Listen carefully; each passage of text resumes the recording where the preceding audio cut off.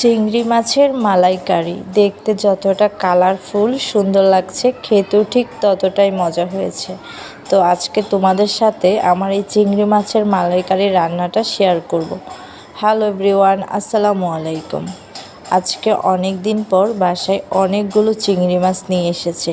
মাছগুলো দেখতে যতটা ফ্রেশ লাগছে ঠিক ততটাই কিন্তু একদমই তাজা ফ্রেশ ছিল।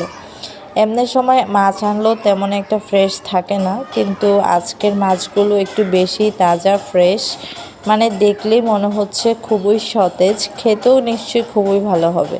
এখানে দুই রকম মাছ আছে, তো একটা হচ্ছে বড় চিংড়ি মাছ আর আরেকটা হচ্ছে মাঝারি সাইজ। তো আজকে ভাবতেছি বড় চিংড়ি মাছগুলোকে রান্না করব। অবশ্য এই রান্নাটা আমার বড় আপুই করবে, ও যেহেতু রান্নাটা একটু বেশি ভালো পারে। আর এদিকে আন্টি ছোট মাছগুলোকে সবগুলো কেটে নিচ্ছে। একসাথে এতগুলো মাছ দেখেও খুব আনন্দ হচ্ছে। অবশ্য প্রায় সময় অনেকগুলো কেনা হয়, কিনে এভাবে কেটে বেছে পরিষ্কার করে যদি ফ্রিজে রাখা হয় তারপর কিন্তু রান্না করতে তেমন একটা ভেজাল লাগে না। তো যাই হোক, এদিকে রান্নাটাও বসানো হয়েছে।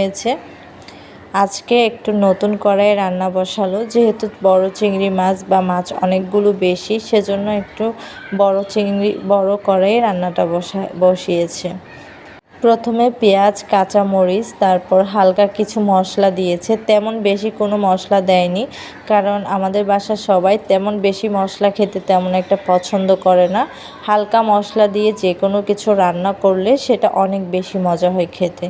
প্রথমে পেঁয়াজ কাঁচামরিচগুলোকে ভালো করে একটু কষিয়ে নিয়েছে। একটু গুঁড়ি মরিচ, কাঁচামরিচের পরিমাণ মতো দিয়ে তারপর একটু ভালো করে কষিয়ে সেখানে চিংড়ি মাছগুলো দিয়ে নিচ্ছে। চিংড়ি মাছগুলো একদম আজকে টমেটো দিয়ে কাঁচামরিচ দিয়ে একদম মানে পানি রাখবে না, ঝোল রাখবে না, মাখা মাখা করে রান্না করবে। তো এই মাছটাতে অনেকেই বেশি মশলা খেতে পছন্দ করে, কিন্তু সত্যি বলতে আমার নিজের কাছেও মানে বেশি মশলার চেয়ে কম মশলা দিলে আরও বেশি ভালো লাগে।